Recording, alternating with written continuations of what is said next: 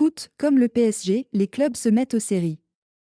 Une autre manière de plaire, le Paris SG possède sa série documentaire, diffusée sur Amazon Prime Video, comme Manchester City, le Bayern ou la Juventus, qui ont investi les plateformes de streaming pour atteindre un public plus jeune, moins attiré par les matchs.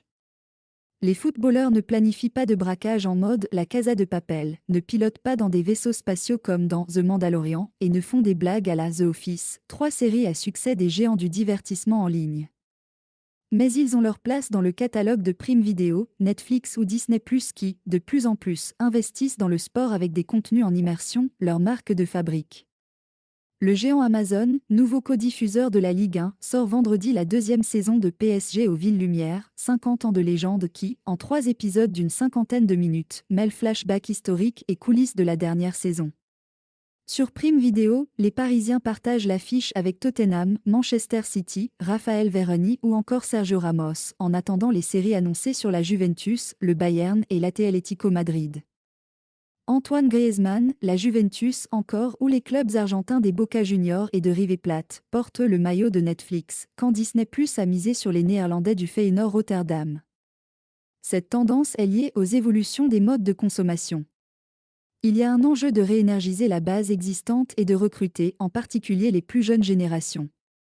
C'est une arme décisive pour les clubs, décrypte pour l'AFP Arnaud Simon, ex-patron d'Eurosport France et consultant. Comme la F1, il y a une sorte de transfert, non pas dans l'appétence pour le sport, mais dans la façon de le consommer. L'écriture documentaire apporte une authenticité recherchée par les plus jeunes qui regardent moins les directs, poursuit-il. Le football ne peut pas faire l'économie de ce genre de storytelling, ajoute-t-il, en citant l'exemple du succès de la série sur Netflix Formula 1, pilote de leur destin, qui a boosté l'intérêt autour de la F1. CA a vocation à être grand public, à intéresser tout le monde. On peut perdre le public si on met trop de foot, confirme Benjamin Montel, co-réalisateur de la série documentaire sur le PSG. On ne fait pas un feuilleton de saison comme peuvent le faire un diffuseur ou un ayant droit. Ce qu'on fait, c'est raconter une histoire. Il faut caractériser des personnages et donc trouver des enjeux plus dramatiques, pas seulement sportifs, poursuit-il. Ainsi, dans l'épisode 2, c'est le jeune francilien Timothée Pambélé, formé au club, qui crève l'écran au point d'éclipser des moments charnières de la saison, comme le limogeage de l'entraîneur Thomas Tuchel, rapidement mentionné. On s'est mis d'accord avec le PSG sur un mode de fonctionnement, sur des thématiques, sur des joueurs.